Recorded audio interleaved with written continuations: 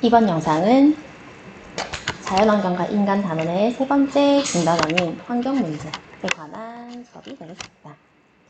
이번 시간은 선생님이 크게 두 가지로 나누어서 수업을 하게 될 거예요. 첫 번째는 환경문제의 종류, 그리고 두 번째는 환경문제를 해결하기 위한 각종 단체들의 노력, 두 가지로 나눠서 설명을 해볼게요. 일단 첫 번째로 환경문제의 종류입니다. 환경문제라고 한다면 이거는 우리가 살고 있는 자연환경이 파괴가 되어서 이게 문제가 되었다 라는 이야기가 되겠죠. 환경문제의 종류는 크게 5가지로 나누어 볼 수가 있을 것 같아요. 첫 번째로는 여러분들 많이 들어봤을 지구온난화 현상입니다. 지구온난화. 지구온난화는 지구가 온난, 따뜻해진다 라는 이야기예요. 그럼 지구는 왜 따뜻해지느냐? 우리가 숨쉬는 공기 속에 대기 중에 온실가스라는 게 있어요. 그러니까 온실, 비닐하우스와 같은 온실의 역할을 만들어주는, 온실처럼 만들어주는 기체 같은 그런 가스들의 농도가 증가하게 되면 온실가스가 온실 효과를 발생하게 되거든요. 이 온실 효과로 인해서 지구의 온도가 증가하게 됩니다. 그러면 지구가 따뜻해진다는 얘기예요. 지구가 따뜻해지게 되면 남극과 북극에 있는 빙하가 축소되게 되겠죠. 빙하가 녹아서. 그리고 해수면, 바닷물의 높이인 해수면은 빙하가 녹아서, 얼음이 녹아서 물이 되면 바닷물로 우리가 흘러 들어가게 되잖아요. 그러면 해수면의 높이는, 상승하게 됩니다. 그렇죠? 그러면 해수면이 상승하게 되면 우리가 바닷가에 사는 지역들 또는 저지대는 침수를 당하게 돼요. 해안가나 그리고 저지대는 침수를 당하게 됩니다. 그러면 사람들이 사는 집이나 농경지나 공장 같은 곳에 물이 들어오게 돼요. 바닷물이 들어오게 되어서 피해를 입게 됩니다. 이게 첫 번째 우리가 볼 환경 문제였고요. 두 번째로는 지금 오존층 파괴를 해볼게요. 오존층은 우리 지구의 바깥쪽에 있는 대기의 일부인 상층권에 있는 오존으로 이루어진 층이에요. 그렇죠? 그럼 이 오존층은 무슨 역할을 해주냐면 태양에서부터 지구로 들어오는 오존층을 막아주고요. 자외선을 막아줘요. 자외선을 막아줌으로 인해서 지구의 여러 가지 생물들이 살 수 있게 되거든요. 그러면 오존층은 왜 파괴가 되냐 하면 CFC라고 이야기를 하기도 하고 한글로는 염화 플루오린화 탄소라고 하는 이 기체가 증가하게 돼요. 이거는 어디에서 발생하게 되냐면 우리가 흔히 프레온가스라고 이야기를 하는 거거든요. 프레온가스 같은 건 우리가 냉매제로 많이 사용을 하는데 옛날에는 냉장고나 아니면은 이 친구들은 안 쓰겠지만 엄마나 또는 이제 고모가 쓸 수 있는 그런 머리 뿌리는 헤어스프레이 같은 것들에 프레온가스를 많이 사용을 했어요. 이 CFC 가스가 증가하게 되면 얘는 대기를 타고 올라가서 공기 중에 있는 오존과 결합을 하는데 오존은 산소 원자가 3개로 이루어진 분자거든요. 근데 CFC 가스는 이 산소 원자 3개 중에 한 놈만 떼와서 결합을 해요. 그러면 오존은 산소가 3개 있어야, 산소 원자가 이렇게 3개 붙어 있어야 완성이 되는데 한 놈을 떼가서 다른 애랑 결합을 시키니까 오존이 파괴가 되는 거겠죠. 그러면은 이렇게 되면은 오존층이 파괴되게 되겠죠. 그래서 오존층이 파괴되게 되면 오존이 하고 있던 역할을 제대로 못하게 되겠죠. 그러면은 지구로 유입되는 자외선의 투과량이 증가하게 됩니다. 그렇겠죠? 그러면 자외선을 막아줌으로써 인간이 살 수 있게 되고 식물도 살 수 있게 되고 하는데, 오존층이 파괴되면서 자외선이 많이 들어오게 됨에 따라 인간한테는 어떤 영향을 미치냐면, 인간들한테는 피부 질환이 생기게 돼요. 발생하게 됩니다. 세 번째로 볼 거는 우리가 산성비를 볼게요. 산성비는 우리 친구들도 많이 들어봤을 것 같아요. 산성비는 대기 오염으로 인해서 발생을 합니다. 그러면은 대기 중에 오염 물질들이 증가하게 되면, 예를 들면 공장에서 나오는 유해가스, 자동차 배기가스 같은 것들이 있어요. 그러면은 얘는 빗물이 산성화되는 거예요. 산성비가 내리게 됩니다. 이렇게 되면 산성비에 대한 피해 중에 가장 많이 나오는 건, 얘는 이렇게 잡을게요. 얘는 대리석을 부식시키는 역할을 하거든요. 대리석을 녹이게 된단 말이에요. 그러면 어떤 일이 발생하게 되냐면, 얘 같은 걸로 이제 옛날에 중세시대 때 만들었던 그런 대리석 조각상 같은 것들을 야외에 세워놨는데, 산성비가 내려서 이 조각상에 코가 없어지고 눈이 없어지고 손가락이 없어지게 되는 거예요. 그러면 이 조각상들은 옛날에 만들어진 귀중한 작품들인데 이게 사라지게 되는 거겠죠. 이런 문제들이 발생하게 됩니다. 그 다음으로는 열대림 파괴 보겠습니다. 열대림은 열대기후 지역에서, 특히 열대 우림 기후의 지역에서 만들어지는 굉장히 많은 종류의 나무와 풀들이 이루는 그런 숲이라고 했어요. 열대림 파괴는 인간이 주체해서 이제 발생을 시키게 됩니다. 열대림 왜 파괴를 시키냐면, 사람들이 이제 이 열대림에는 굉장히 많은 나무들이 있어요. 이런 자원이 될 수 있는 나무들을 베어서 사람들이 가구를 만들고 집을 짓고 하게 되는 거예요. 그래서 벌목을 하는데 무분별하게 나무를 깎아내고 있고요. 그리고 우리 열대림 할 때 화전농업 했잖아요. 화전농업 같은 걸 하면서 사람들이 이 열대림에 있는 나무들을 다 태워버리는 거예요. 개간을 하게 되면, 무분별한 벌목과 개간을 하게 되면 당연히 이 지역에 사는 동물과 식물이 생활터전을 잃게 되겠죠. 동식물의 서식지가 축소가 됩니다. 그러면 동식물의 서식지가 축소되게 되면 당연히 이 종이 사라지게 되겠죠. 이거를 어려운 말로 뭐라고 하냐면 생물종 다양성이 파괴된다, 축소된다, 이런 이야기를 써요. 동물과 식물이죠. 동물과 식물의 여러 가지 종들이 다양해야 되는데 이게 사라지게 된다라는 이야기가 됩니다. 그리고 열대림이 파괴되게 되면, 열대림의 대표적인 아마존을 우리가 지구의 허파라고 불러요. 왜냐면 얘는 지구에 있는 이산탄소를 산소로 바꿔주기도 하고요. 그리고 나무가 있기 때문에 시원하게 해주는 역할을 하는데, 이제 이런 것들 역할도 사라지게 되겠죠. 그럼으로 인해서 얘는 지구 온난화를 가속화시키기도 합니다. 마지막으로 볼 거는 사막화예요. 사막화는 사막처럼 변한다라는 얘기입니다. 사막처럼 변한다. 얘도 왜 사막처럼 변하냐면, 사막과 그 근처에 스텝 기후가 있다고 했잖아요. 건조 기후에는 사막 기후와 스텝 기후가 있다고 했어요. 사막 기후는 이미 사막인데, 사막 근처에 있는 스텝 기후에서 사람들이 유목을 한다고 했어요. 풀을 뜯어먹는 동물들을 키워서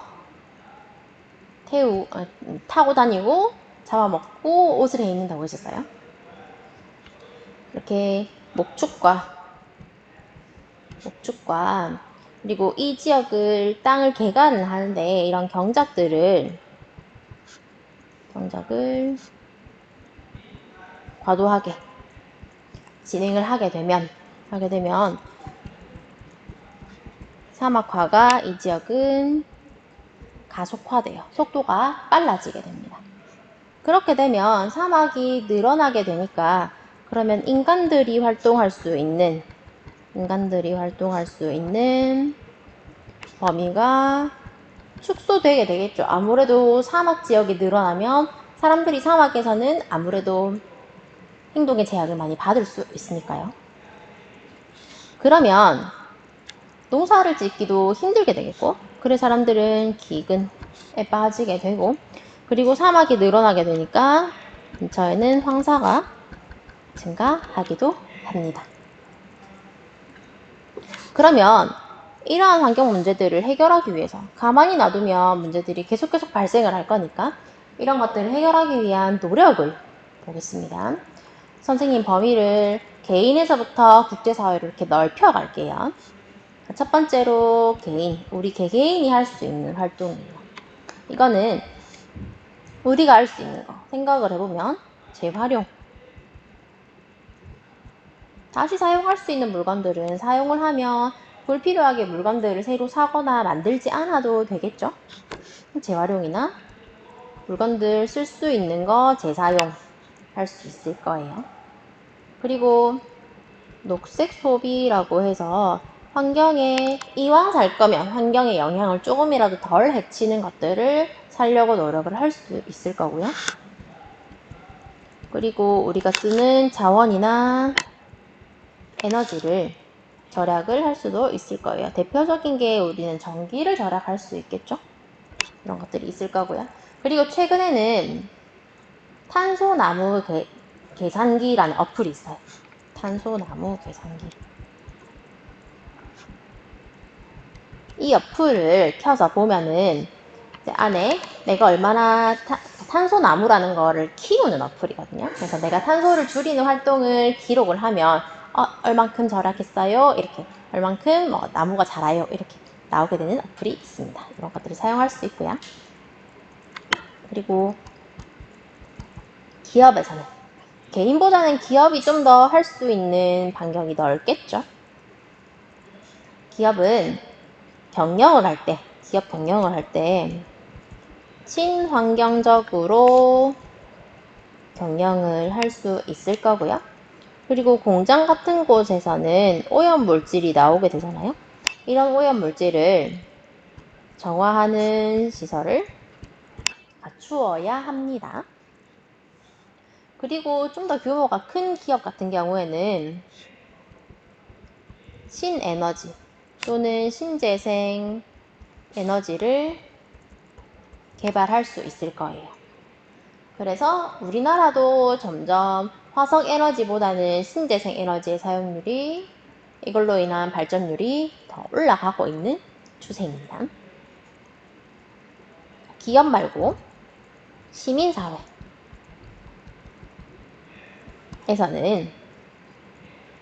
시민단체, 환경과 관련된 시민단체를 결성하기도 하고요. 그리고 시민단체들이 여론을 형성해서 정부나 기업들이 무분별하게 환경을 파괴하는 걸 막기도 합니다. 그리고 정부에서는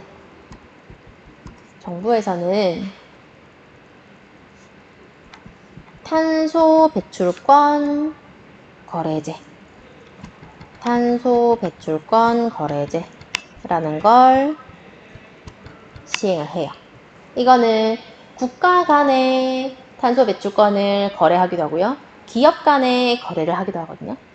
탄소 배출권이 뭐냐면 탄소를 배출할 수 있는 권리란 뜻이에요. 자, 그럼 왜 탄소라는 단어가 나오냐면 환경오염물질, 대기오염물질에는 대부분 다 탄소가 들어가 있어요. 일산화탄소, 이산화탄소, 특히 온실가스 중에서 가장 환경오염의 주범이라고 할 수 있는 게 우리가 이산화탄소거든요. 그래서 탄소 배출권을 우리가 사와요. 그럼 이 사온 탄소 배출권을 가지고 이제 우리나라가 1년 동안 탄소 배출을 많이 안 해서 탄소 배출권이 남아있으면 다른 나라에 팔기도 하고요. 우리가 모자라면 다른 나라가 사오기도 해요. 그럼 기업도 마찬가지겠죠? 여러 가지 기업들의 공장들이 탄소 배출을 하는데 탄소 배출권을 이제 1년, 그러니까 어느 기간 동안, 일정 기간 동안 탄소 배출을 많이 안 했으면 이 남는 권리를 사고 팔 수 있는 탄소 배출권 거래제가 됩니다. 그리고 친환경 사업을 이제 육성을 하기도 하겠죠. 그리고 옛날부터 시행해 오던 건데 환경영향평가라는 거를 우리나라는 계속 실시를 해오고 있어요. 그래서 큰 건물을 짓는다든지 큰 공장을 짓는다든지 할 때는 환경에 미치는 영향이 어떠할지를 평가를 해요. 그래서 여기에서 통과가 돼야 건물을 짓고 공장을 짓고 할 수 있게 되는 겁니다. 그리고 우리가 자주 볼 수 있는 건 에너지 소비 효율. 에너지 소비 효율 등급 표시제를 우리나라는 실시를 하고 있거든요.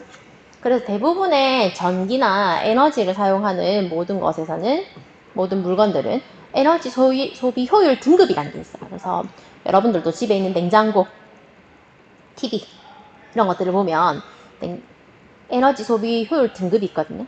그래서 1등급부터 5등급이 있는데 1등급으로 갈수록 에너지 소비 효율이 좋은 겁니다. 그러면은 물건을 살 때, 가전제품을 살 때 이왕이면 에너지 소비 효율 등급이 좋은 거를 사용을 해야 우리가 전기 에너지를 덜 사용하게 될 거고, 전기 에너지를 덜 써야 환경을 덜 파괴하게 되는 게 되겠죠. 그리고 환경 성적 표시 제도라는 거예요. 환경 성적 표시 제도라는 걸 해서 이제 환경에 어느 정도 영향을 미쳤나를 성적을 표시하는 그런 제도를 실시를 하고 있습니다. 그리고 마지막으로 우리나라보다 좀 더 큰 사회는 국제사회가 되겠죠. 국제사회의 노력을 보면 얘네들은 여러 가지 의정서나 협약을 만들었어요. 요거는 우리가 꼭 알아둬야 되거든요. 선생님 시험에 낼 수도 있겠죠. 자, 첫 번째로 교토의정서 볼게요. 교토의정서. 교토의정서는 교토에서 협의를 했기 때문에 교토의정서인 거예요. 얘는 어떤 환경 문제랑 관련이 있냐면 온실가스랑 관련이 있어요. 얘는 온실가스를 줄이자라는 거에 전 세계가 동의를 한 거거든요. 그래서 교토의정서는 온실가스랑 관련이 있다. 그리고 몬트리올 의정서. 몬트리올 의정서는 오존층이랑 관련이 있어요. 오존층 파괴랑 관련이 있어서 오존층을 보호하자라는 협약이었고요. 세 번째로 람사르 협약이 있어요. 람사르 협약은 뭐랑 관련이냐면 습지 보호랑 관련이 있어요. 우리나라에도 람사르 협약으로 람사르에 등록된 습지들이 총 22개가 있거든요. 제주도에도 있고 창녕의 우포늪도 있고 순천만도 있고 여러 가지가 있습니다. 이렇게 람사르에 등록이 되어 있으면 여기는 함부로 개발을 못해요. 왜냐면 여기는 국제적으로 보호를 해야 되는 습지이기 때문에. 그 다음 파리 협약이 있어요. 당연히 파리에서 했겠죠. 파리 협약은 지구온난화랑 관련이 있습니다. 지구온난화를 완화를 시키자라고 한 파리에서 여러 국가들이 맺은 협약이에요. 그 다음 바젤 협약이 있어요. 바젤 협약은 이거는 유해 폐기물과 관련이 있거든요. 유해 폐기물이 국제적으로 국가 간으로 이동을 시키지 말자라고 하는 거예요. 그래서 이건 우리나라도 해당되지만 유럽에 조금 크게 영향을 미치거든요. 유럽은 하나의 강이 여러 나라를 흐르고 그리고 나라의 규모가 크기가 조금씩 작기 때문에 그리고 밀집되어져 있기 때문에 특히 대기오염 같은 물질들이 우리나라에서 예를 들면 우리나라에서 공장을 막 돌려서 이 대기오염 물질이 바람을 타고 일본에 가게 돼요. 일본 사람은 싫어하겠죠? 특히 우리나라 같은 경우에는 동해를 지나지만 유럽은 한 나라 옆에 바로 다른 나라들이 붙어 있기 때문에 이런 거에 대한 규제가 좀 심하게 되고 있어요. 그래서 바젤 협약은 유해 폐기물을 함부로 국가 간 이동시키지 말자라는 협약이 되고요. 마지막으로 국제연합환경개발회의라는 게 있어요. 국제연합환경개발회의라는 게 있는데 얘는 지속가능한 개발에 대해서 이야기를 했습니다. 지속가능한 개발, 영어로는 ESSD라고 줄여서 이야기를 하기도 해요. 지속가능한 개발이라는 건 개발을 하기는 하는데 지속적으로 개발을 할 수 있게 만들자라고 하는 거거든요.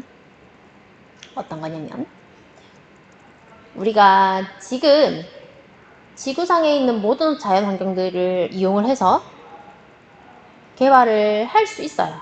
할 수 있는데 이렇게 하게 되면 환경 파괴가 심해져서 우리 후손들이 자연환경에 대해서 자연환경을 제대로 누리지 못할 수 있겠구나. 그러면 이 개발은 조금 보류해두자. 좀 더 환경에 덜 영향을 미치는 개발이 나오면, 그런 기술이 나오면 그때 개발을 하자라고 하는 그런 게 지속 가능한 개발이 되겠습니다. 그러면 여기까지 오늘 조금 많은 걸 했는데 한번 복습하고 넘어갈게요. 자, 우리는 오늘 환경 문제랑 관련된 이야기를 할 거예요. 했어요. 그렇죠? 그래서 환경 문제를 보고 환경 문제를 해결하기 위한 여러 노력들을 봤거든요. 환경 문제의 종류에는 총 우리가 5가지로 봤었죠. 지구온난화, 오존층 파괴, 산성비, 열대림 파괴, 그리고 사막화까지 봤었네요. 지구온난화라는 건 지구가 따뜻해진다는 거였어요. 지구가 따뜻해지는 걸 지구온난화라고 했고요. 왜 발생하냐? 온실가스가 늘어나서. 이거에 대한 영향은 빙하가 녹고 해수면이 올라가게 돼요. 그래서 저지대가 침수되게 됩니다. 두 번째, 오존층 파괴. 오존층 파괴는 왜 발생하냐? 염화, 플루오리나탄소가 증가해서. 그럼 이거에 대한 영향은 자외선이 올라가서 피부 질환이 발생하게 되더라. 그리고 산성비. 산성비는 왜 발생하냐? 대기오염 물질이 증가해서. 그럼 이거에 대한 피해는 대리석이 부식이 됩니다.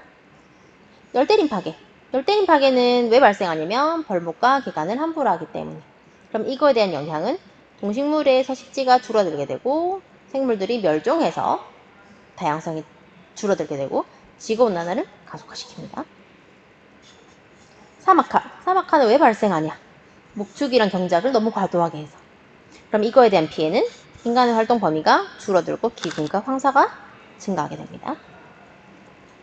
그 다음으로 환경 파괴를 해결하기 위한 노력이었어요. 자, 우리 개인적으로는 뭐 할 수 있냐? 재활용하고 재사용하고 우리가 할 수 있는 건 녹색 소비를 하고 자원 에너지를 절약을 하고 탄소나무 계산기라는 어플을 사용할 수 있다. 기업은 어떻게 할 수 있냐? 친환경적인 경영을 하고 오염물질 정화시설을 만들고 신재생 에너지를 개발을 하면 되고요.